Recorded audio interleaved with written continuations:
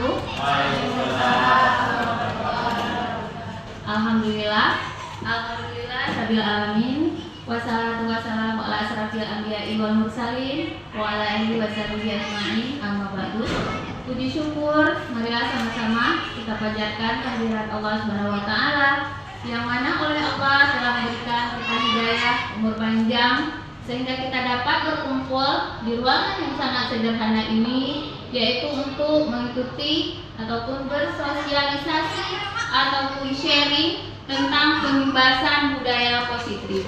Penghormatan saya kepada Bapak Kepala Sekolah yang mewakili, penghormatan saya kepada rekan-rekan yang telah hadir di ruangan yang sangat sederhana ini. Terus terang saya sangat berterima kasih, ibu-ibu sudah meluangkan waktunya. Seharusnya waktunya bisa untuk berbuat hal yang lain, tapi hari ini kita duduk di sini untuk bersosialisasi, bukan berdiskusi ya. Kita hanya berdiskusi tentang penerapan budaya positif di sekolah kita. Baik, untuk acara pertama, marilah kita dengar dulu kata-kata sambutan dari Bapak Kepala Sekolah. Hari ini mewakili Bapak Daud. Dipersilakan untuk Bapak untuk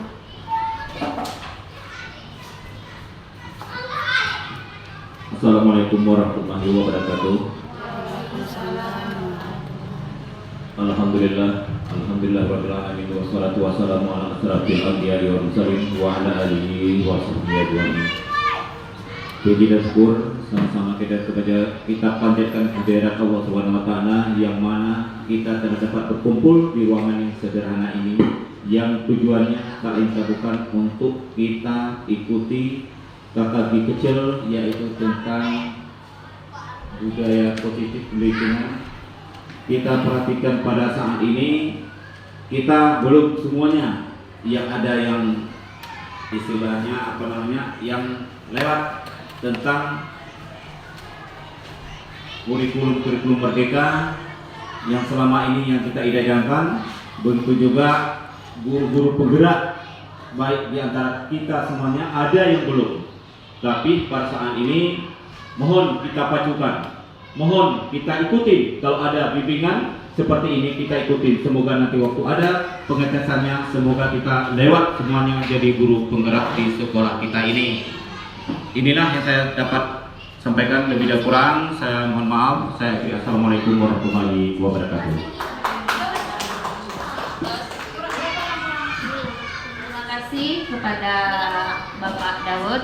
Semoga apa yang disampaikan dan apa yang diharapkan dapat terrealisasi di sekolah kita. Baik, untuk hari ini izin saya Ibu, Bapak, Ibu, saya berdiri di depan bukan karena saya terbaik dari ibu-ibu, tetapi karena saya kebetulan mendapat tugas dari modul 1.4 dan harapan saya mungkin nanti teman-teman juga akan menerapkan budaya positif yang seperti hari ini kita laksanakan. Baik Ibu Bapak Guru, ini saya sangat spesial, merasa spesial karena saya berdiri di tengah-tengah guru-guru hebat seperti pepatah mengatakan kalau kita duduk dekat orang jual minyak wangi, kita akan tertular wanginya. Seperti itu Pak ya. Ini berarti hari ini saya duduk di depan guru-guru hebat, insya Allah nanti saya akan tertular kehebatan Ibu Bapak. Amin. Ini tidak perlu tegang ya Bapak Ibu, kita hanya berdiskusi, hanya berbagi sharing tentang budaya positif. Jadi mungkin biar lebih rileks, kita bisa tepuk konsentrasi. Aturannya kalau saya bilang tepuk pagi, tepuknya sekali, tepuk siang, tepuknya 2 kali. Kalau saya bilang tepuk malam, berarti tidak usah tepuk. Seperti itu aturannya Bu ya, bisa ya? Nah yuk kita mulai. 1, 2, 3. Tepuk pagi, tepuk siang, tepuk siang, tepuk pagi, tepuk malam. Oke, hebat. Berarti semua ada tidur malam. Tepuk malam ya. Baik Ibu, langsung saja hari ini kita akan masuk pengimbasan modul 1.4 tentang budaya positif di lingkungan sekelas dan sekolah. Nah sebelumnya kita mungkin pernah mendengar budaya positif. Nah yang ingin saya berbagi cerita sedikit. Nah, apa yang terbayang di mana Bapak Ibu tentang budaya positif itu? Apa contohnya budaya positif? Yang ibu bayangkan. Nah, budaya positif itu bagaimana ya? Boleh buang sampah pada tempatnya. Ada lagi mungkin aman. Bersalaman. Oke, boleh. Ada lagi? Pak Daud, budaya positifnya di benak Pak Daud itu bagaimana? Kalau sama saya, budaya positif itu banyak jadinya di bidang budaya, boleh dengan tari juga bisa, dengan bajunya yang sopan bisa, itu juga budaya positif. Begitu juga dalam seni-seni yang lain, yang penting termasuk semuanya, yang penting bajunya kita pakai menurut daerah kita dan harus ada positifnya. Jangan budaya itu negatif. Contohnya baju yang sempit-sempit dan kayak di badan. Kita menari di depan umum itu tidak boleh, karena budaya positif yang kita gerakan saat ini. Terima kasih. Terima kasih ya, sangat bagus sekali ya. Nah, mungkin itu yang kita bayangkan, intinya semua yang positif. Itulah yang dikatakan budaya positif. Baik, langsung kita lihat slide berikutnya, yaitu tentang budaya. Nah, ini dia latar belakang budaya positif. Nah, di sini yang dikatakan budaya positif di sini mendukung dengan menciptakan pembelajaran yang kondusif, nah kondisi menyenangkan. Nah, di sini yang diterapkan budaya positif yaitu harus menyenangkan dulu ya Bapak Ibu ya. Jadi kalau menyenangkan, otomatis siswa kita itu akan tidak merasa jenuh dia waktu ke sekolah, ya kan? Berarti kemudian di sini akan menumbuhkan karakter murid yang berjiwa budaya positif. Langsung kita lihat next berikutnya. Nah, di sini budaya positif itu sendiri itu adalah seperti Bapak yang Ibu katakan tadi, kebajikan atau keyakinan, kebiasaan di sekolah berpihak pada murid. Seperti tadi Bu Lia katakan, kebiasaan kita itu membuang sampah pada tempatnya. Kemudian tadi bertanggung jawab dengan tugasnya, saling menghormati. Nah, itu hormat itu mungkin yang harus poin besar yang harus kita garis bawahi, itu yang harus terutama kita pupuk terhadap anak murid kita. Baik, langsung slide selanjutnya. Nah, ini dia. Apakah Ibu Bapak setuju? Nah, ini hanya sharing saja Ibu Bapak Ibu ya. Nah, pemberian hukuman. Biasanya kita refleks. Pemberian hukuman itu biasanya refleks, itu manusiawi ya, lumrah ya. Misalnya ketika anak-anak buang sampah, ayo kutip sampah. Kalau nggak mau keliling lapangan, kan seperti itu refleks. Berarti hukuman itu refleks, tidak kita membuat perencanaan. Nah, sekarang Ibu kita sharing menurut Bapak Ibu, apakah pemberian hukuman itu dapat mendisiplinkan siswa? Setuju Ibu, Bapak? Dengan hukuman yang setuju boleh ajukan tangannya. Oke, oke, ada beberapa orang setuju berarti ya. Kalau hukuman itu dapat mendisiplinkan siswa, oke. Kemudian yang kedua, pemberian hadiah dapat meningkatkan prestasi siswa. Boleh? Semuanya setuju? Oke. Yang ketiga, guru harus mampu memberikan solusi untuk setiap siswa yang bermasalah. Itu pastinya setuju. Ibu Azwarni setuju? Setuju, alhamdulillah. Kita lihat yang keempat, guru berperan sebagai teman bagi siswa. Setuju? Oke, berarti intinya semua setuju, hanya tadi nomor 1 hanya beberapa orang yang setuju. Baik. Kenapa Bu? Maaf. Guru berperan sebagai teman bagi siswa itu memang betul, tapi itu ada batas-batasnya. Itu ada batasnya. Contohnya, memang kita berteman dengan anak itu lebih bagus, tetapi alangkah baiknya nampak seorang guru dan nampak seorang murid. Jangan dianggap anak murid ini kadang-kadang dianggap kita sama dengan dia. Itu harus ada perbedaan. Begitu aja. Iya. Bagus ya, bagus sekali tanggapan dari Pak Daud. Nah, ini tanggapan Pak Daud sebelum kita lihat apa itu budaya positif yang dikatakan guru berperan. Itu pendapat Pak Daud kita tampung. Nanti baru kita lihat next berikutnya apa yang dimaksud dengan peran guru itu sebagai teman. Nah, hari ini kita akan sharing tentang itu Bapak Ibu. Nah, ini tentang pemberian hukuman. Nah, kita biasanya selalu menerapkan dan kita membayar bayangkan kalau kita sudah memberi hukuman terhadap anak, anak itu akan disiplin. Seperti itu ya Bu ya, yang kita lakukan ya. Seperti itu kan? Seperti itu yang kita lakukan. Nah, padahal sifat pemberian hukuman itu tidak berjangka panjang terhadap anak didik kita, hanya jangka pendek.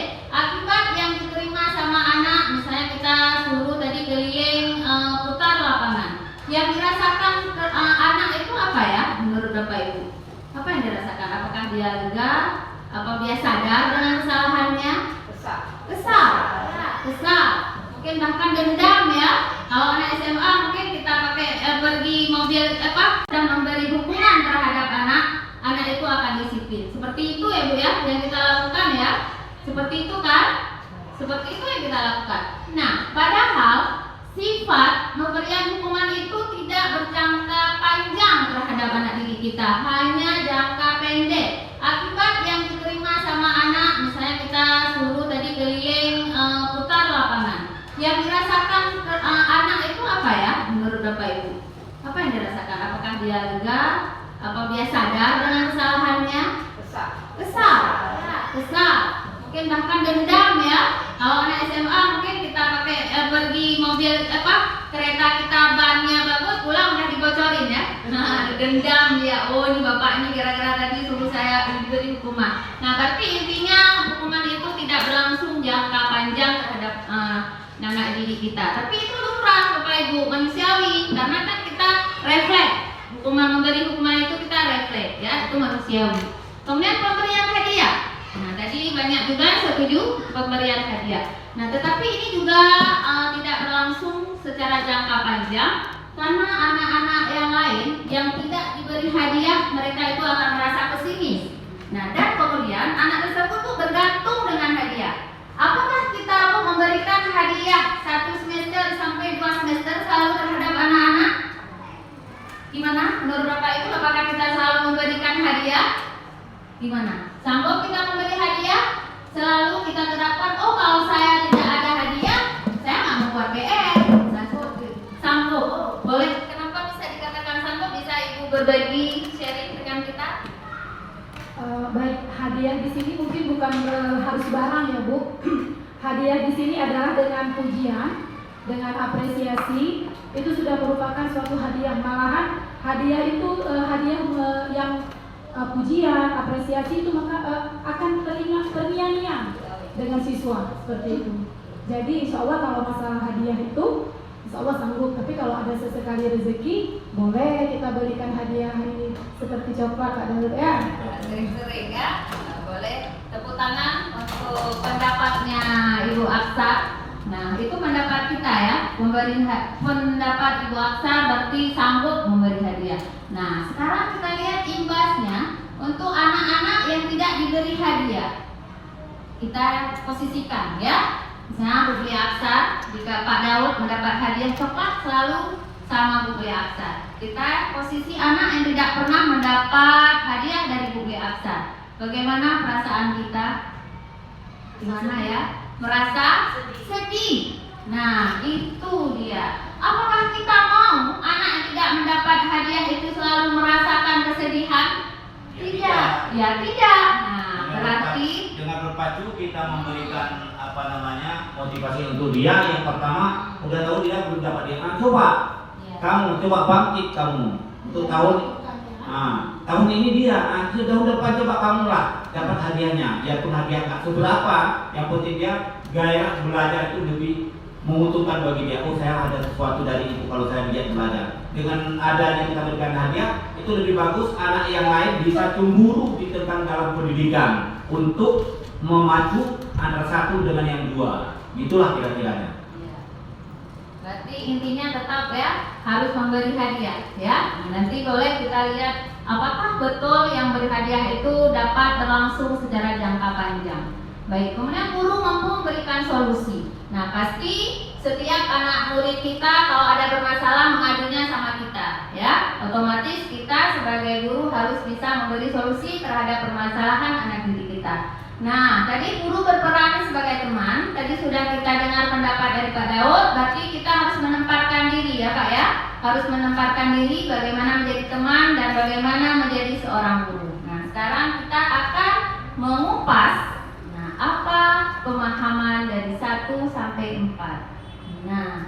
ini insya Allah kita akan belajar 6 hal ini. Mudah-mudahan apa yang saya sampaikan ini seperti Bu Biasa katakan kemarin, banyak sekali yang diajari di CGP, hanya mungkin ini saja yang masuk ya. Jadi semampu saya, hari ini kita akan membahas ada 6 budaya positif. Untuk hari ini kita akan pelajari yaitu perubahan paradigma stimulus respon, kemudian 5 kebutuhan dasar manusia, disiplin positif, keyakinan kelas, 5 posisi kontrol, dan segitiga restitusi. Insya Allah hari ini kita akan bahas semampu saya ya. Pertama, ini ya, genggaman tangan. Boleh yang tidak ada kawan, Ibu Azwarni, boleh izin Ibu, boleh duduk sama Ibu Suwarni, karena hari ini izin Bu ya, kita melakukan sebuah permainan sederhana. Nah, di kepalan tangan nanti satu orang begini aja ya, sebelah sini mengepal tangannya, dan lawan yang di samping berusaha membuka kepalan kawan tangannya. Nah, yang mengepal tangan ini Ibu anggap Ibu sudah mengepal, Ibu sudah menggenggam barang yang paling berharga ataupun impian Ibu yang paling berharga. Sedangkan kawan yang di samping ingin membukanya. Nah, bagaimana kontrol diri Bapak Ibu? Apakah cara Ibu mau membukanya? Terserah. Boleh Ibu rayu, buka tangannya, nanti kita makan bakso. Boleh dengan sogokan, itu terserah Ibu. Gimana caranya?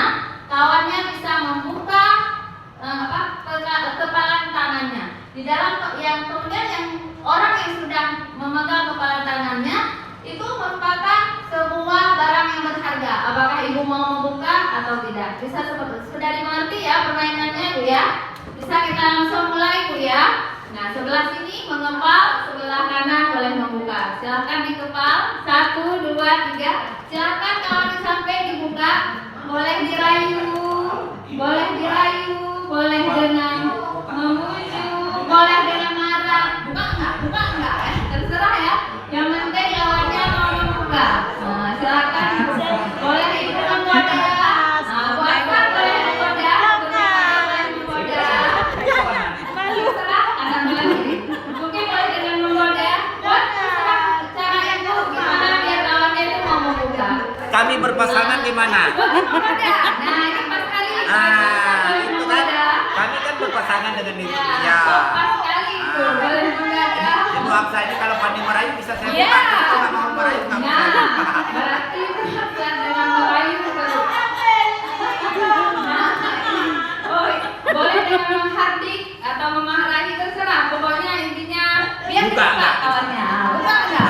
Atau dengan disobok ya. Atau dengan sobok. Ini saya kasih uang 5.000 buka ya tangannya seperti itu ya.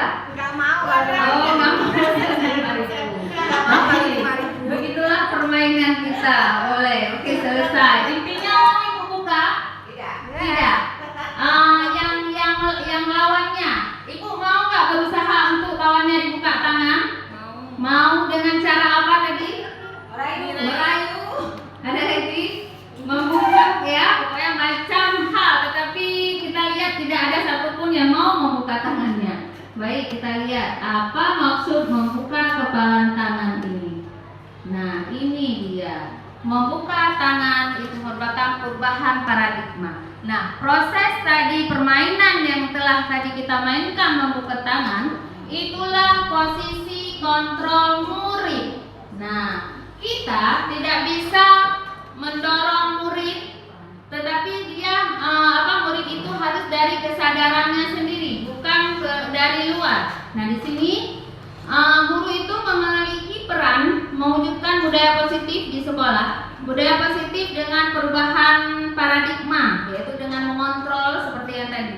Nah, selama ini mungkin kita berkewajiban mengontrol perilaku siswa. Nah, kita selalu berperan bahwa kita ini sanggup mengontrol siswa kita. Oh, ini siswa yang datang terlambat, saya sanggup mengontrol dia kalau dia nggak datang lagi telat. Nah, padahal itu salah. Bukan kita yang mau mengontrol, tetapi dia sendiri yang mau mengontrol dirinya kalau dia tidak lagi datang terlambat. seperti itu ya. Kemudian begitu pula perilaku siswa, bahkan kesalahan yang dilakukan siswa memiliki alasan. Nah, kita mungkin selama ini menganggap kesalahan yang dilakukan siswa itu kita tidak butuh alasan, kita langsung mengejar bahwa siswa ini malas tidak buat PR. Nah, kita tidak tahu, kita tidak mengontrol ataupun kita tidak memberi kesempatan ya untuk dia untuk memberikan alasan. Seperti itu. Intinya kontrol diri siswa itu harus di dalam dirinya sendiri, bukan kita hanya sebagai tuntunan. Nah, kemudian, nah ini dia yang kita rasakan, stimulus respon dan teori kontrol. Stimulus respon ini mungkin yang kita rasakan dulu, mungkin mudah-mudahan sekarang tidak lagi. Teori kontrolnya yang saat ini harus kita terapkan. Mungkin dulu kita hanya meyakinkan kalau real kebutuhan itu kita sama. Nah, itu salah. Yang benar itu kebutuhan kita berbeda. Itu yang harus kita ingat bahwa kebutuhan setiap anak itu juga berbeda, ya. Kemudian semua orang melihat hal yang sama. Nah, itu salah. Yang harus kita terapkan sekarang, setiap orang memiliki gambaran berbeda. Nah, seperti tadi kasus yang tidak disiplin, ya. Kemudian kita mencoba mengubah orang agar berpandangan sama dengan kita. Nah, kita selalu orang itu harus mengerti apa yang kita katakan. Padahal itu salah, tetapi kita harus memahami pandangan orang lain tentang dunia. Jadi intinya kita tidak boleh langsung mengejar bahwa anak itu salah, seperti itu. Kemudian perilaku buruk dilihat sebagai satu kesalahan. Nah, itu mungkin selalu yang kita terapkan ya. Kemudian semua perilaku memiliki tujuan. Nah, contohnya mungkin ada anak bandel di kelas 5 sampai dia tamat, kita selalu kasih stempel istilahnya kalau dia itu bandel. Padahal itu salah. Mungkin dia dengan bandel dia mengharap perhatian kita, seperti itu ya. Kemudian orang lain bisa mengontrol saya. Nah, seperti tadi, kalau orang lain bisa mengontrol kita, berarti orang lain bisa dengan mudahnya menyuruh kita membuka tangan, seperti yang tadi permainan tadi. Hanya kita, nah, itu yang poin yang harus kita ingat. Hanya kita yang dapat mengontrol diri kita. Kita mau buka tangan karena dengan keinginan kita, bukan dengan paksaan. Nah, seperti juga dengan anak didik. Mereka membuat PR itu harus betul-betul dengan kesadaran dirinya, bukan karena kita hardik tadi atau dengan kita memberikan hadiah dia baru membuat PR. Nah, seperti itu Bu ya. Kemudian pemaksaan ada pada saat bujukan gagal. Nah, karena kita mungkin tadi gagal, kita bujuk dia dengan hadiah. Padahal itu tidak boleh, karena itu intinya dia akan di dalam hati dia akan terkenang selalu bahwa kalau saya melakukan kebaikan, saya akan mendapatkan hadiah. Itu dia. Kemudian kolaborasi menciptakan pilihan baru. Nah, maksudnya di sini berarti kita berkolaborasi menemukan apa titik jenuh setiap anak, setiap permasalahan anak. Seperti itu. Kita lihat selanjutnya tentang 5 kebutuhan dasar pada manusia. Ini sesuai seperti tadi teori kontrol. Nah, yang dibutuhkan setiap manusia, baik guru maupun murid, yaitu kebutuhan bertahan hidup. Yang mana secara umum, secara universal, yang mana dikatakan kebutuhan bertahan hidup, Bapak Ibu? Kita harus makan, ya tentunya ya. Kita harus makan, berpakaian, itu kan kebutuhan hidup. Nah, begitu juga dengan murid. Nah, di kelas kita harus pahami dulu apa kebutuhan dia. Mungkin dia belum makan pagi, kita sudah paksa dia nggak boleh ngapa-ngapain ya. Harus kita tuntut dia untuk selesai tugasnya. Berarti kalau kita menerapkan seperti itu, berarti kita sudah melanggar kebutuhan dasar yang dia miliki.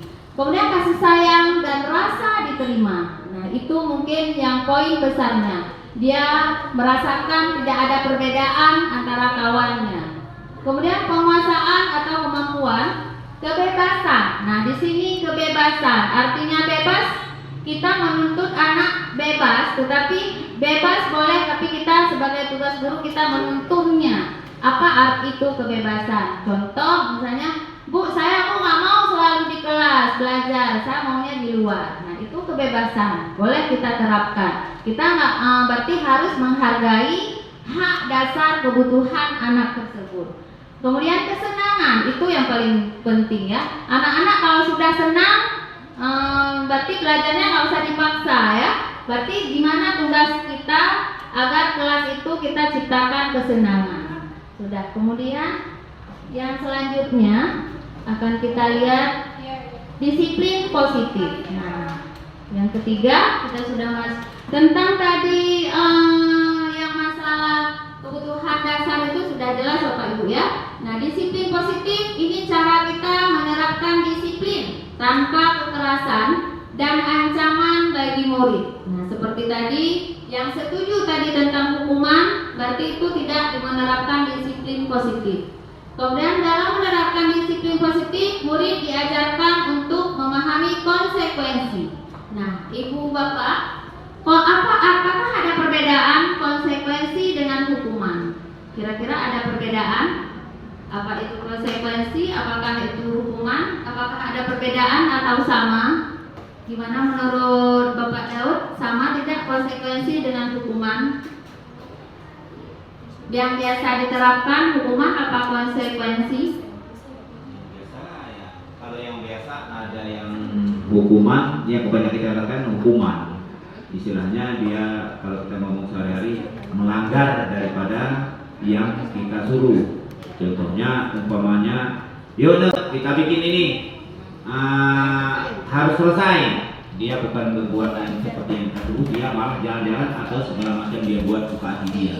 Berarti secara tak langsung kita memberi hukuman sepantasnya supaya dia tidak terulang lagi. Nah, itu menurut saya. Ya, seperti itu. Bagus Pak.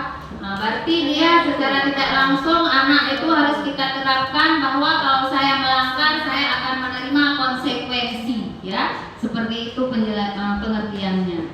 Baik, kemudian yang selanjutnya tentang disiplin positif itu sudah. Nah, keyakinan kelas. Mungkin Bapak Ibu sudah ada membuat keyakinan kelas. Ada Ibu? Bapak ada membuat keyakinan kelas di kelasnya masing-masing? Ada? Bu Lia Aksar, Bu Lia ada? Keyakinan kelas. Ya, apa? Ya, bagus pertanyaan Ibu Mulia. Kesepakatan dengan keyakinan apakah sama? Nah, hari ini kita kupas. Gimana? Siapa yang setuju kalau keyakinan dan kesepakatan itu sama? Boleh ajukan tangannya. Keyakinan sama. Berarti setuju semua keyakinan atau kesepakatan saya sama? Nggak tahu. Oke, baik. Sekarang kita lihat keyakinan kelas. Nah, kita lihat dulu pengertiannya.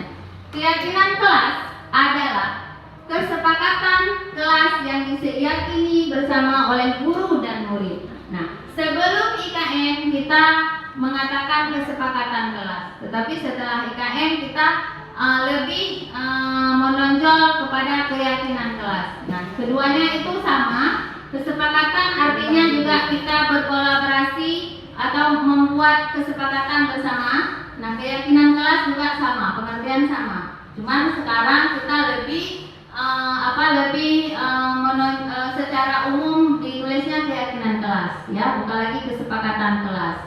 Nah, yang ingin saya tanyakan, keyakinan kelas ini Bapak Ibu buat sebelum memulai pembelajaran atau sesudah atau di pertengahan? Sebelum ya. Oke, kita membuatnya pasti sebelum karena kita membuat kesepakatan dengan murid kita. Nah, di sini kebetulan ada guru mapel ya, Bu Lia ya. Nah, ingin Bu Lia Sukmarni. Yang ingin saya tanyakan, apakah guru mapel itu perlu membuat keyakinan kelas? Menurut Ibu bagaimana? Saya rasa perlu karena tiap-tiap guru itu kan misalnya di tiap pembelajarannya. Misalnya kayak saya guru mata pelajaran.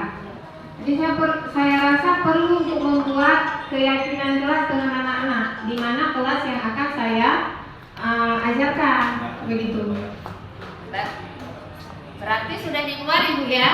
Sudah ya? Oh, alhamdulillah. Nah, karena keyakinan kelas ini sangat perlu sekali kita buat di kelas kita. Nah, ini bagaimana cara kita membuat keyakinan kelas. Nah, ini dia. cara kita. Nah, keyakinannya bersifat abstrak, artinya murid itu harus mengerti ya, harus mengerti apa yang ditulis, apa yang kita anggap ini keyakinan, anak-anak harus mengerti. Nah, saya ingin tahu, biasanya ibu membawa keyakinannya, contohnya apa? Contohnya yang paling dekat, kita kayak anak-anak yang pertama kali waktu kita masuk membersihkan kelas dulu, udah itu atur bangku serapi-rapi mungkin supaya kita enak waktu dipandang, enak waktu kita belajar, tidak ada seperti bangku berserak. Juga begitu juga pikiran kita berserak, kan begitu kita memberikan harapan kepada anak. Untuk selanjutnya, waktu kita pulang akhir pelajaran juga begitu kita terapkan supaya dia anak-anak ini bertanggung jawab di dalam kelasnya. Kelas dia harus bersih. Jadi dia waktu besok pagi dia datang, alhamdulillah keyakinan dia memang sekolahnya kelas dia bersih. Kenapa? Karena sudah kita wajibkan waktu akhir mata pelajarannya, waktu kita pulang itu yang hak piket istilahnya kita suruh bersihkan sebersih-bersih mungkin. Begitulah untuk cara bertanggung jawab di dalam kelasnya. Terima kasih. Intinya mengajari anak bertanggung jawab ya. Mungkin ada yang membuat keyakinan kelas tidak boleh buang sampah. Ada seperti itu ibu buat keyakinan kelas? Ada? Tidak boleh buang sampah atau tidak boleh keluar waktu jam pelajaran. Ada seperti itu? Ada ya. Nah itu keyakinan sekelas yang kalau kita buat seperti itu, ibu ya biasa sama anak-anak.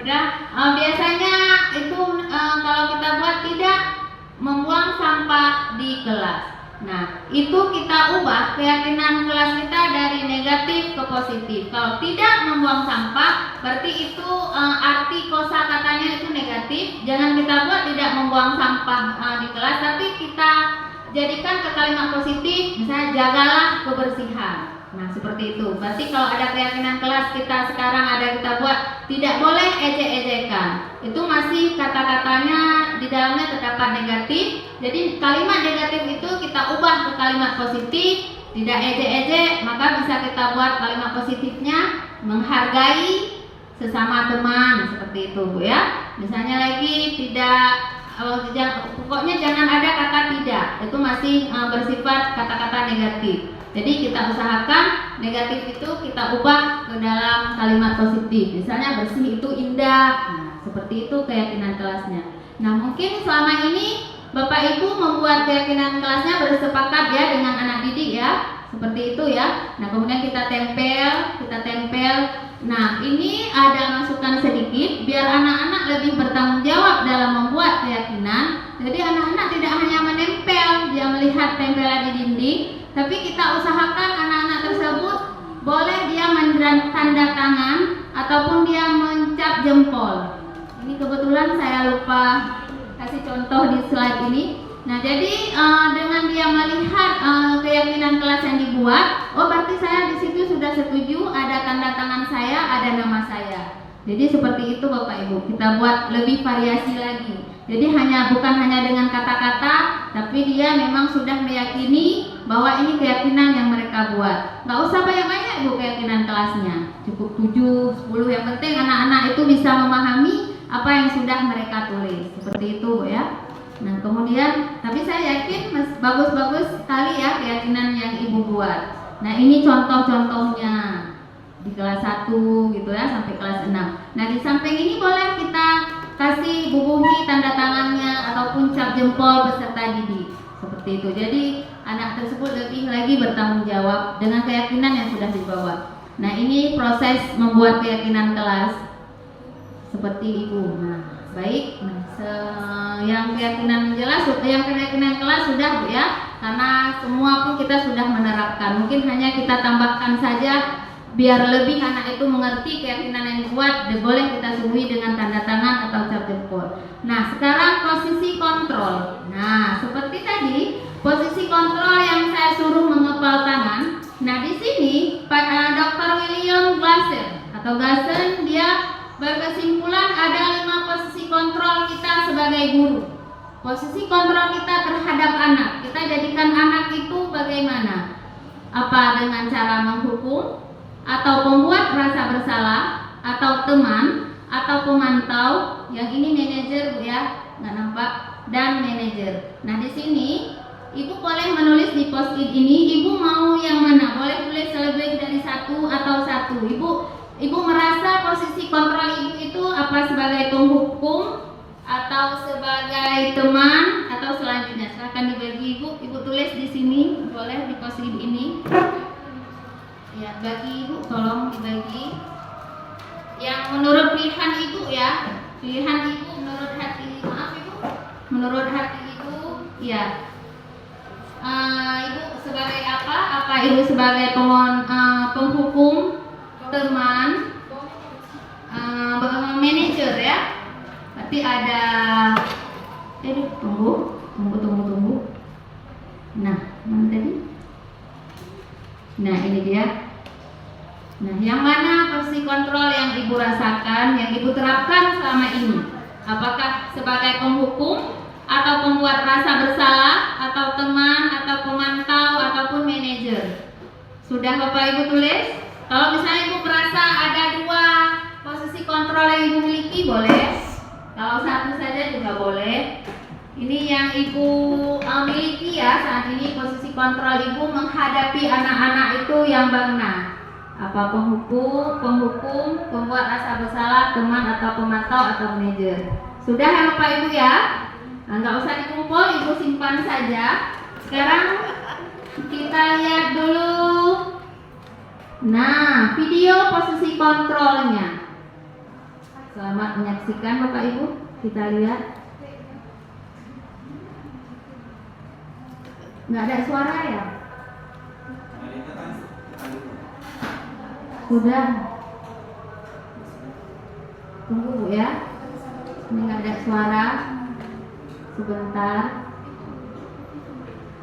Kenapa suaranya? Ada apa dengan suaranya?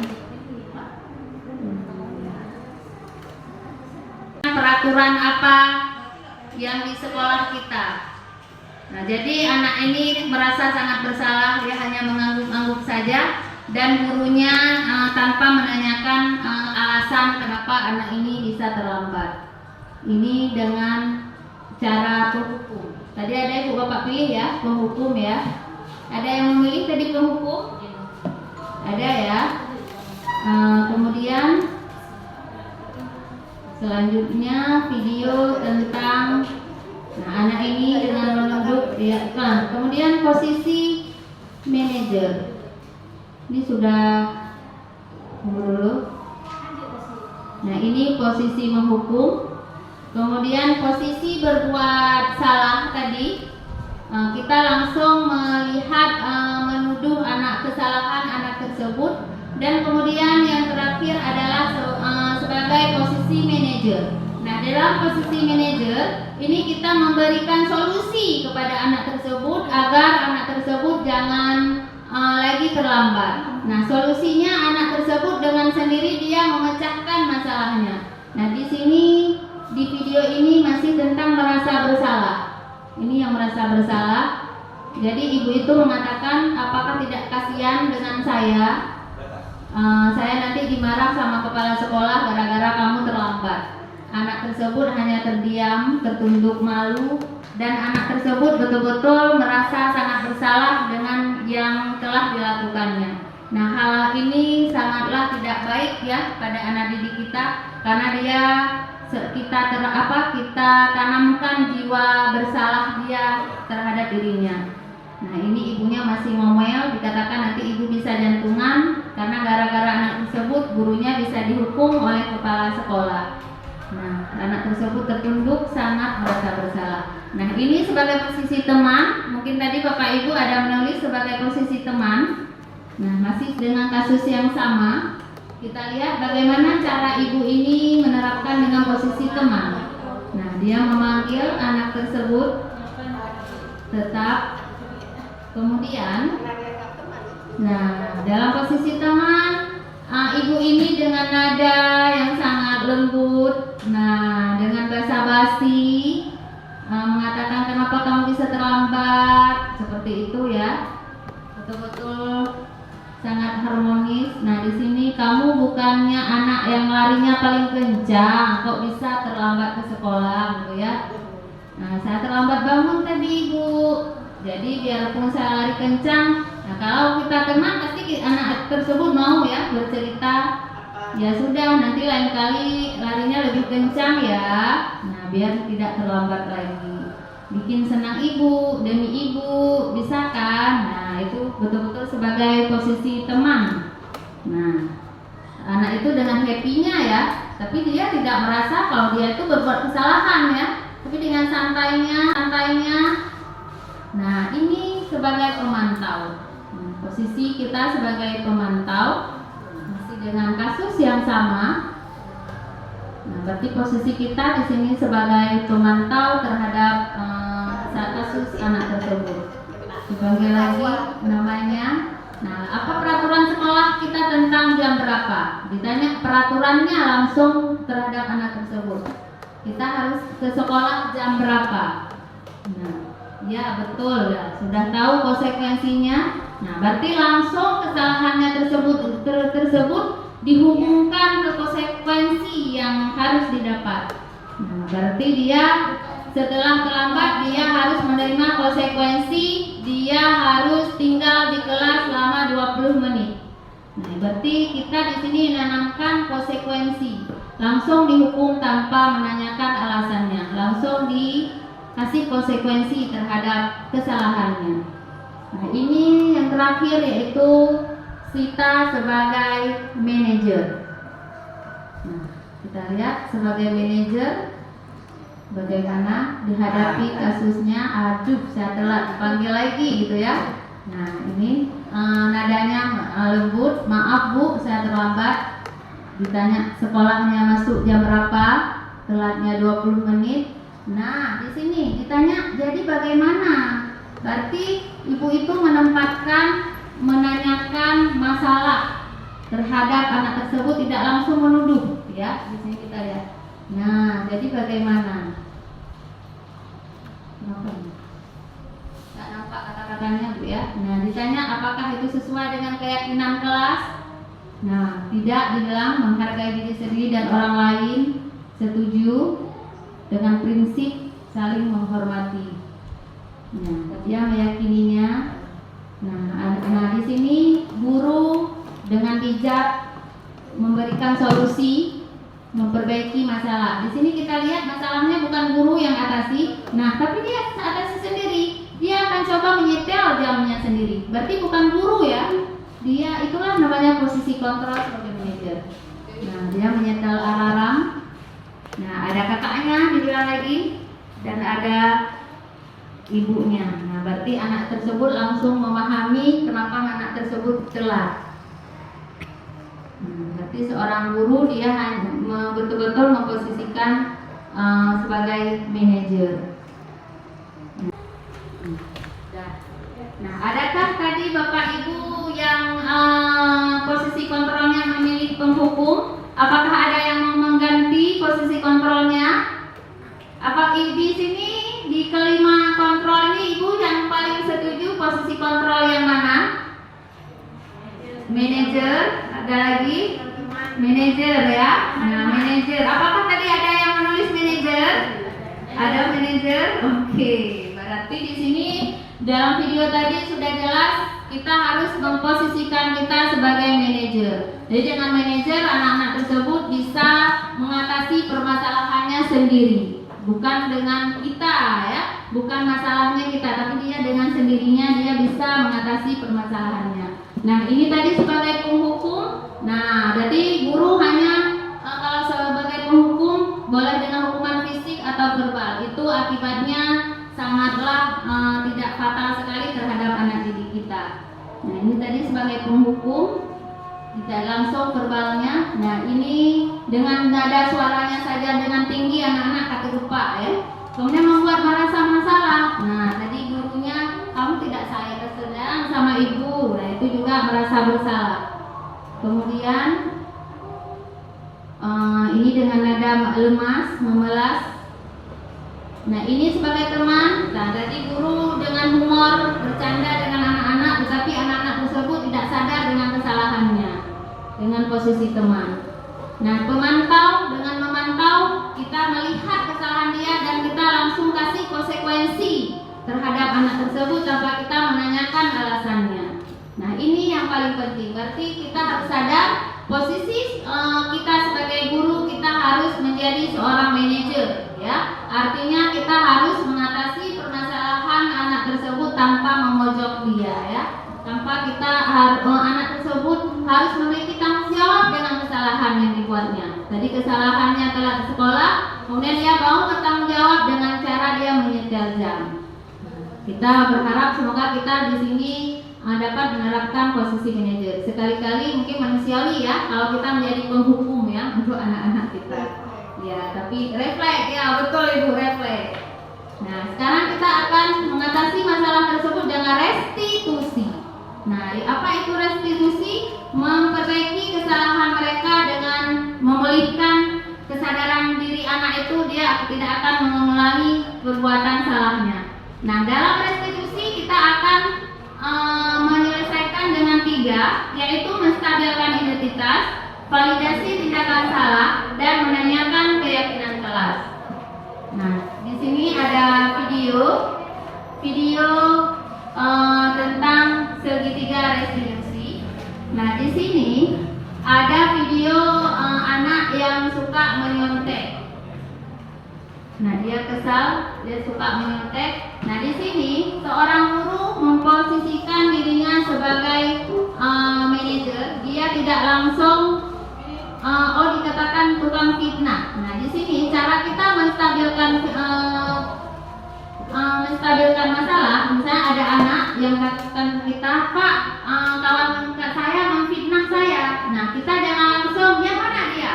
Tapi cara kita menstabilkan identitas, kita mengatakan terhadap anak tersebut, kamu pasti marah ya, dituduh kamu fitnah. Kalau bapak juga marah, dituduh saya dituduh fitnah. Nah, dengan begitu kan stabil, anak-anak tidak merasa takut. Jadi jangan langsung kita menuduh anak tersebut. Nah, kemudian kita memvalidasi masalah. Fasilitasi tindakan yang salah. Nah, di sini kita tanya, nah kamu apain kawannya kalau dia fitnah? Dia sudah fitnah. Nah, kita menanyakan lagi, videonya tidak muncul, terus kita bisa langsung mengerti. Nah, berarti dia di sini mengatakan, gimana dia jalannya? Masa saya diam saja? Ya wajarlah saya mempertahankan diri saya. Jalan. Nah, kamu tidak bisa berbuat lebih baik. Nah, berarti dia langsung menyadari kesalahannya. Dia tadi membalas kawannya. Dia bela diri. Nah, kemudian setelah validasi tindakan yang salah, di sini dia menerapkan bahwa kita harus bersabar dalam mengatasi masalah tersebut. Tidak sampai memukulnya. Nah, kemudian yang terakhir kita akan menanyakan keyakinan. Apakah dengan kita membalas ejekan ataupun fitnah kawannya itu apakah sesuai dengan keyakinan? Nah, makanya kita harus ada keyakinan dari awal ya. Nah, di sini murid bisa berpikir, oh berarti tidak sesuai, yang dia buat itu tidak sesuai dengan keyakinan yang dimilikinya, yang keyakinan yang sudah disepakati. Baik, ini langsung saja kita lihat poin berikutnya. Berarti intinya cara kita menyelesaikan masalah harus dengan cara restitusi ya, menstabilkan identitas.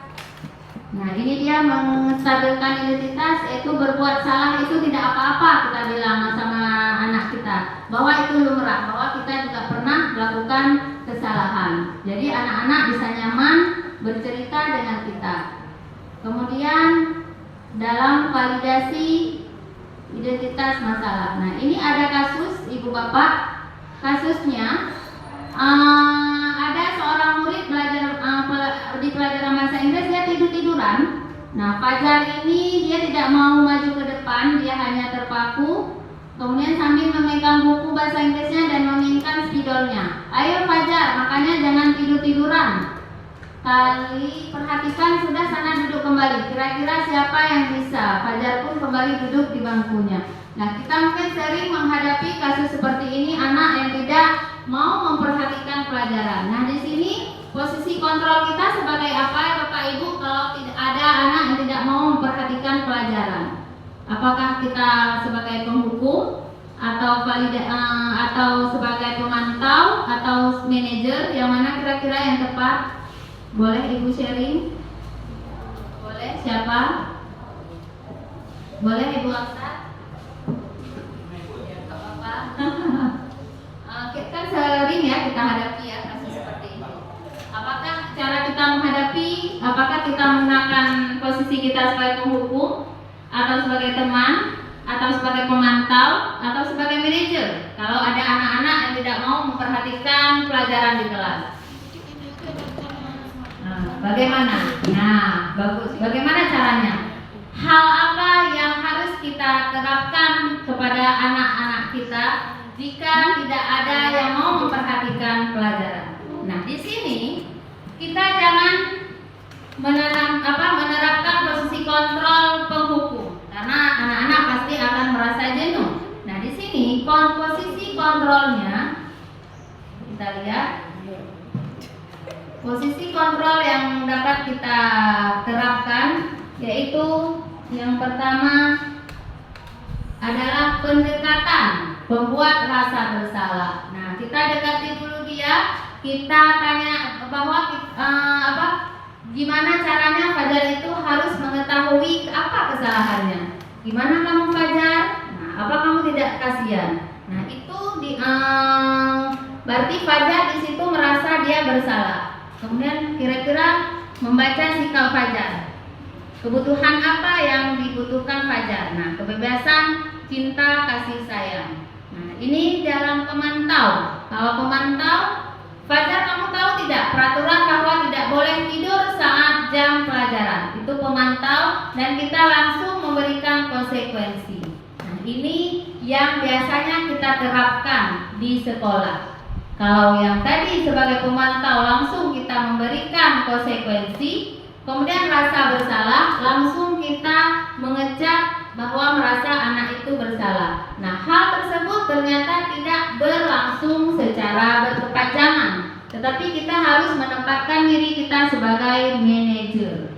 Kita menanyakan dulu kepada anak tersebut. Nah, misalnya ibu juga pernah merasa bosan di kelas. Nah, itu kita menempatkan kita sebagai manajer. Kita stabilkan dulu identitas masalahnya. Nah, kemudian baru kita validasi tindakan yang salah. Nah, hal tersebut Fajar tahu nggak kalau hal tersebut bisa mengganggu pelajaran di kelas. Jadinya Fajar tidak tahu, tidak mengerti tentang pelajaran. Nah, di situ Fajar juga sudah mulai berarti saya tidak boleh melakukan hal seperti ini. Kemudian baru kita tanyakan tentang keyakinan kelas. Nah, apakah sesuai Fajar dengan keyakinan yang sudah kita sepakati? Nah, seperti itu. Nah, intinya dengan posisi kita sebagai manajer, maka posisi kontrol kita sebagai manajer, cara kita menstabilkan masalah dengan tindakan validasi tindakan dan keyakinan kelas, insya Allah anak-anak tersebut tidak akan jauh dengan kita. Anak-anak tersebut akan berbagi cerita dengan kita tanpa kita mengambil posisi kontrol dengan menghukum tadi ya, tentang menghukum ataupun dengan sebagai posisi teman. Karena hal yang paling tepat itu sebagai manajer. Mungkin ada pertanyaan? Nah, setujukah Bapak Ibu kalau posisi kontrol kita ini sebagai manajer? Setuju ya? Nah, karena dalam posisi manajer itu menjadikan anak-anak baik,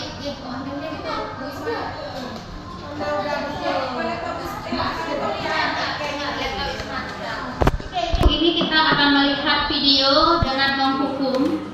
Nah, di sini gurunya memarahi siswa yang terlambat ke sekolah. Dia mengingatkan peraturan apa yang di sekolah kita.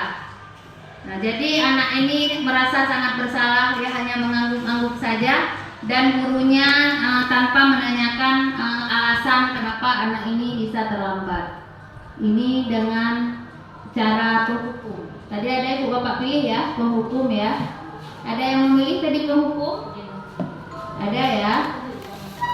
Kemudian selanjutnya video tentang anak ini dengan menunduk di iklan. Kemudian posisi manajer. Ini sudah dulu. Nah, ini posisi menghukum.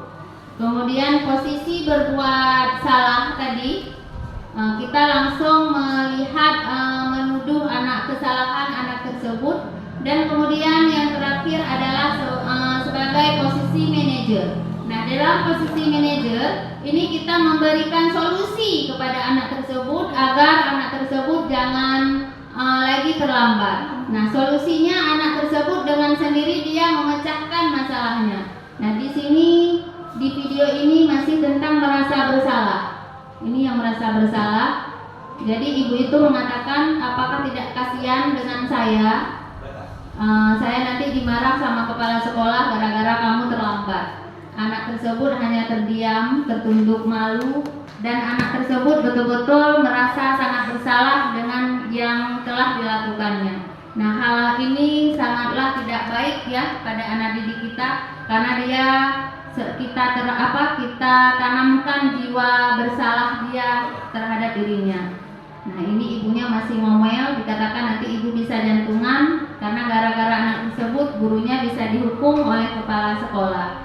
Nah, anak tersebut tertunduk sangat merasa bersalah. Nah, ini sebagai posisi teman, mungkin tadi Bapak Ibu ada menulis sebagai posisi teman. Nah, masih dengan kasus yang sama, kita lihat bagaimana cara ibu ini menerapkan dengan posisi teman. Nah, dia memanggil anak tersebut tetap. Kemudian, nah, dalam posisi teman, ibu ini dengan nada yang sangat lembut, nah, dengan basa-basi mengatakan kenapa kamu bisa terlambat, seperti itu ya, betul-betul sangat harmonis. Nah, di sini kamu bukannya anak yang larinya paling kencang, kok bisa terlambat ke sekolah, gitu ya. Nah, saya terlambat bangun tadi ibu. Jadi biarpun saya lari kencang, nah kalau kita tenang pasti anak tersebut mau ya bercerita. Ya sudah, nanti lain kali larinya lebih kencang ya. Nah, biar tidak terlambat lagi. Bikin senang ibu, demi ibu, bisa kan? Nah, itu betul-betul sebagai posisi teman. Nah, anak itu dengan happy-nya ya, tapi dia tidak merasa kalau dia itu berbuat kesalahan ya. Tapi dengan santainya. Nah, ini sebagai pemantau. Nah, posisi kita sebagai pemantau masih dengan kasus yang sama. Nah, berarti posisi kita di sini sebagai pemantau terhadap kasus anak tersebut. Dipanggil lagi namanya. Nah, apa peraturan sekolah kita tentang jam berapa? Ditanya peraturannya langsung terhadap anak tersebut. Kita harus ke sekolah jam berapa? Nah, ya betul ya, sudah tahu konsekuensinya. Nah, berarti langsung kesalahannya tersebut dihubungkan ke konsekuensi yang harus didapat. Nah, berarti dia setelah terlambat dia harus menerima konsekuensi, dia harus tinggal di kelas selama 20 menit. Nah, berarti kita di sini menanamkan konsekuensi. Langsung dihukum tanpa menanyakan alasannya, langsung dikasih konsekuensi terhadap kesalahannya. Nah, ini yang terakhir yaitu Sita sebagai manajer. Nah, kita lihat sebagai manajer bagaimana dihadapi kasusnya. Aduh, saya telat dipanggil lagi gitu ya. Nah, ini nadanya lembut, maaf bu, saya terlambat. Ditanya sekolahnya masuk jam berapa, telatnya 20 menit. Nah, di sini ditanya, jadi bagaimana? Berarti ibu itu menanyakan masalah terhadap anak tersebut, tidak langsung menuduh, ya. Di sini kita lihat. Nah, jadi bagaimana? Kenapa? Tak nampak kata-katanya bu ya. Nah, ditanya apakah itu sesuai dengan keyakinan kelas? Nah, tidak, dibilang menghargai diri sendiri dan orang lain, setuju dengan prinsip saling menghormati. Nah, dia meyakininya. Nah, di sini guru dengan bijak memberikan solusi, memperbaiki masalah. Di sini kita lihat masalahnya bukan guru yang atasi, nah tapi dia atasi sendiri. Dia akan coba menyetel jamnya sendiri. Berarti bukan guru ya. Dia itulah namanya posisi kontrol sebagai manajer. Nah, dia menyetel alarm. Nah, ada kakaknya di belakang lagi dan ada ibunya. Nah, berarti anak tersebut langsung memahami kenapa anak tersebut telat. Berarti seorang guru dia betul-betul memposisikan sebagai manajer. Nah, adakah tadi Bapak Ibu yang posisi kontrolnya memilih penghukum? Apakah ada yang mau mengganti posisi kontrolnya? Apakah di sini di kelima kontrol ini Ibu yang paling setuju posisi kontrol yang mana? Manajer, ada lagi? Manajer ya. Nah, manajer. Apakah tadi ada yang menulis manajer? Ada manajer? Oke. Berarti di sini dalam video tadi sudah jelas kita harus memposisikan kita sebagai manajer. Jadi dengan manajer anak-anak tersebut bisa mengatasi permasalahannya sendiri, bukan dengan kita ya, bukan masalahnya kita, tapi dia dengan sendirinya dia bisa mengatasi permasalahannya. Nah, ini tadi sebagai penghukum. Nah, berarti guru hanya kalau sebagai penghukum boleh dengan hukuman fisik atau verbal. Itu akibatnya sangatlah tidak fatal sekali terhadap anak didik kita. Nah, ini tadi sebagai penghukum, tidak langsung verbalnya. Nah, ini dengan nada suaranya saja dengan tinggi anak-anak kata lupa ya. Kemudian membuat merasa masalah. Nah, tadi gurunya kamu tidak sayang kesedang sama ibu. Nah, itu juga merasa bersalah. Kemudian ini dengan nada lemas, memelas.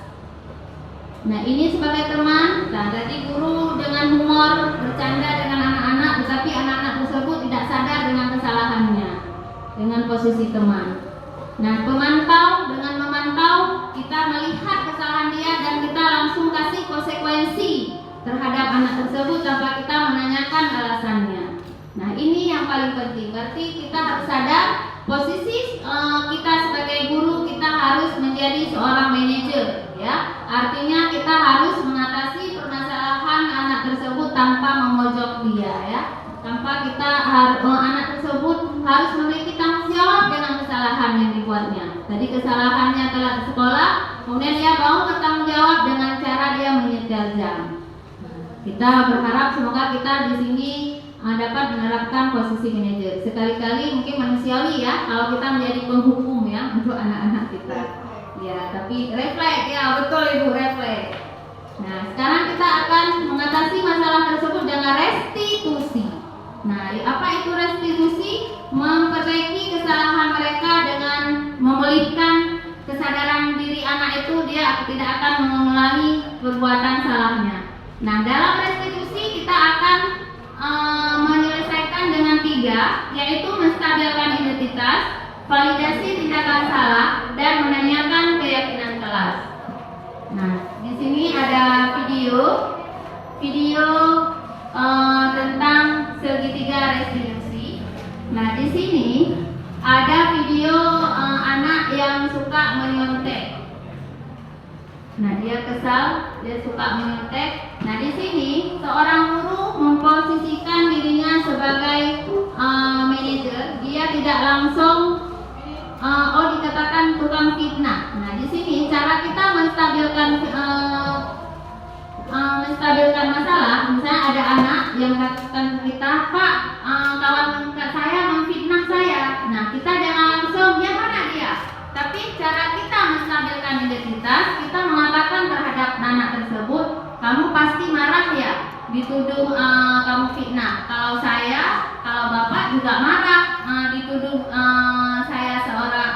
saya dituduh fitnah. Nah, dengan begitu kan stabil, anak-anak tidak merasa takut. Jadi jangan langsung kita menuduh anak tersebut. Nah, kemudian kita memvalidasi masalah, fasilitasi tindakan yang salah. Nah, di sini kita tanya, nah kamu apain kawannya kalau dia fitnah? dia sudah fitnah. Nah, kita menanyakan lagi, videonya tidak ini ya, tidak muncul, terus kita bisa langsung mengerti. Nah, berarti dia di sini mengatakan, gimana dia jalannya? Masa saya diam saja? Ya wajarlah saya mempertahankan diri saya. Videonya jalan. Nah, kamu tidak bisa berbuat lebih baik. Nah, berarti dia langsung menyadari kesalahannya. Dia tadi membalas kawannya. Dia bela diri. Nah, kemudian setelah validasi tindakan yang salah, di sini dia menerapkan bahwa kita harus bersabar dalam mengatasi masalah tersebut, tidak sampai memukulnya. Nah, kemudian yang terakhir kita akan menanyakan keyakinan. Apakah dengan kita membalas ejekan ataupun fitnah kawannya itu, apakah sesuai dengan keyakinan? Makanya kita harus ada keyakinan dari awal ya. Nah, di sini murid bisa berpikir, oh berarti tidak sesuai, yang dia buat itu tidak sesuai dengan keyakinan yang dimilikinya, yang keyakinan yang sudah disepakati.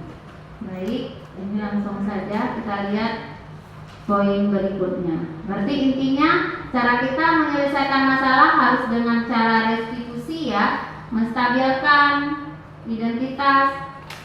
Nah, ini dia menstabilkan identitas, yaitu berbuat salah itu tidak apa-apa, kita bilang sama anak kita, bahwa itu lumrah, bahwa kita juga pernah melakukan kesalahan. Jadi anak-anak bisa nyaman bercerita dengan kita. Kemudian dalam validasi identitas masalah. Nah, ini ada kasus ibu bapak.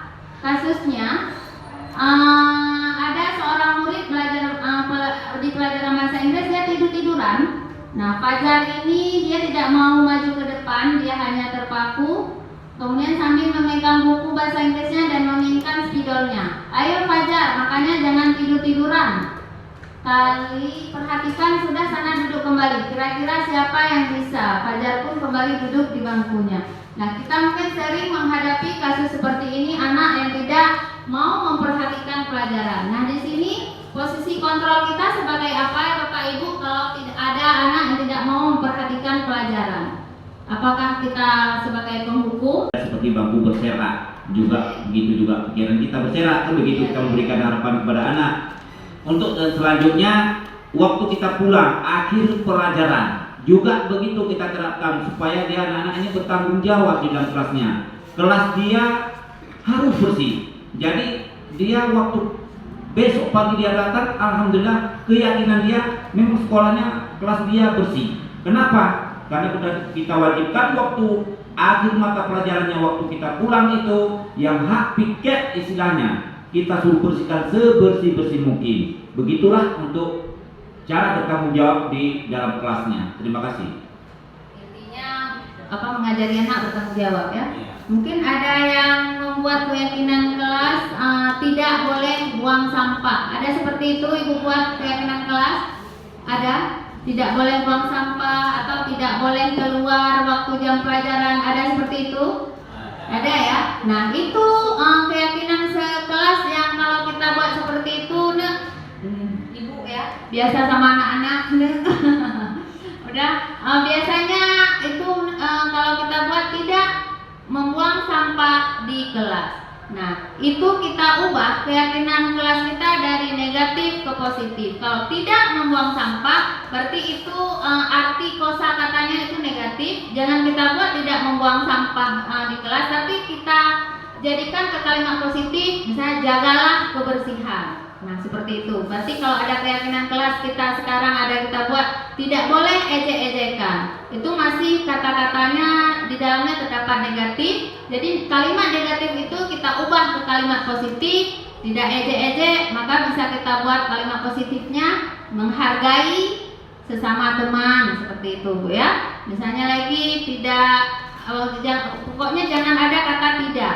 Itu masih bersifat kata-kata negatif. Jadi kita usahakan negatif itu kita ubah ke dalam kalimat positif. Misalnya bersih itu indah. Nah, seperti itu keyakinan kelasnya. Nah, mungkin selama ini Bapak Ibu membuat keyakinan kelasnya bersepakat ya dengan anak didik ya. Seperti itu ya. Nah, kemudian kita tempel Nah, ini ada masukan sedikit biar anak-anak lebih bertanggung jawab dalam membuat keyakinan. Jadi anak-anak tidak hanya menempel, dia melihat tempelan di dinding, tapi kita usahakan anak-anak tersebut boleh dia tanda tangan ataupun dia mencap jempol. Ini kebetulan saya lupa kasih contoh di slide ini. Nah, jadi dengan dia melihat keyakinan kelas yang dibuat, oh berarti saya di situ sudah setuju, ada tanda tangan saya, ada nama saya. Jadi seperti itu Bapak Ibu, kita buat lebih variasi lagi. Jadi bukan hanya dengan kata-kata, tapi dia memang sudah meyakini bahwa ini keyakinan yang mereka buat. Nggak usah banyak-banyak Bu keyakinan kelasnya, cukup 7, 10, yang penting anak-anak itu bisa memahami apa yang sudah mereka tulis. Kemudian baru kita tanyakan tentang keyakinan kelas. Nah, apakah sesuai Fajar dengan keyakinan yang sudah kita sepakati? Nah, seperti itu. Nah, intinya dengan posisi kita sebagai manajer, maka posisi kontrol kita sebagai manajer, cara kita menstabilkan masalah dengan tindakan validasi tindakan dan keyakinan kelas, insya Allah anak-anak tersebut tidak akan jauh dengan kita. Anak-anak tersebut akan berbagi cerita dengan kita tanpa kita mengambil posisi kontrol dengan menghukum tadi ya, tentang menghukum ataupun dengan sebagai posisi teman. Karena hal yang paling tepat itu sebagai manajer. Mungkin ada pertanyaan? Nah, setujukah Bapak Ibu kalau posisi kontrol kita ini sebagai manajer? Setuju ya? Nah, karena dalam posisi manajer itu menjadikan anak-anak didik kita itu bertanggung jawab. Nah, mungkin ada pertanyaan atau tambahan boleh? Silakan. Untuk tambahannya, alangkah baiknya apabila anak tersebut kita lihat untuk masa untuk belajarnya kurang umpamanya, istilah kita ngomong dia nggak memperhatikan apa yang kita terangkan, apa yang kita sajikan tentang pelajaran tersebut, mungkin dia ada antar belakangnya sebagai guru dari pengontrolnya itu, kita dekatin dia, kita tanyain dia, apakah dia ada problem di dalam rumah tangga dia. Kalau ada problemnya, mesti dia nggak ada memperhatikan pelajaran kita sajikan. Karena anak tersebut kadang-kadang di dalam kepala dia rumah tangga dia entah mana bentuknya. Apakah dengan orang tuanya, dia akhirnya terbawa dalam sekolah, terbawa dalam pembelajaran dia. Makanya masih memikir, kita capek menerangkan pelajaran dia masih memikir yang di rumahnya. Alangkah baiknya sebagai guru pengontrol tersebut kita dekatin dia, kita selidiki dia apa problem dia nggak memperhatikan pelajarannya. Pasti ada problem. Kalau nggak ada problem, nggak mungkin dia begitu bentuknya. Karena jauh-jauh hari kita perhatikan anak tersebut lebih pandai, lebih maju, lebih gimana lah. Dengan adanya guru kontrol tersebut, moga-moga lebih baik anak yang ada problem tersebut. Terima kasih. Sangat bagus sekali ya, boleh kita kasih aplaus untuk Pak Daud. Berarti Pak Daud sekarang sudah bisa mengontrol dirinya, mudah kita semua menjadi manajer ya untuk anak didik kita ke depan. Baik, mungkin hanya ini saja yang dapat saya sampaikan. Mungkin ada kata-kata saya yang kurang berkenan, mohon maaf Ibu. Dan mudah-mudahan tujuan visi kita tercapai semua demi untuk kemajuan anak didik kita ya. Amin, amin ya rabbal alamin. Baik, hanya ini yang dapat saya sampaikan. Saya akhiri dengan wabillahi taufiq wal hidayah. Wassalamualaikum.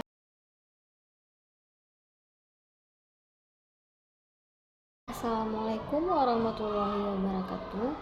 Perkenalkan, nama saya Nina Safriana.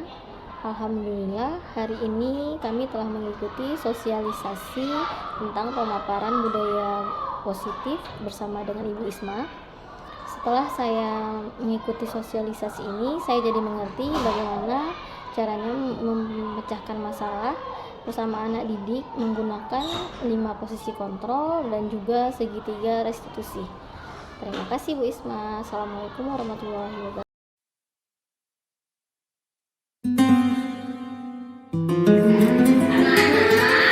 Gimana kabarnya hari ini? Baik, pada hari ini kita akan membuat keyakinan kelas. Tahu itu keyakinan kelas? Kita akan menyepakati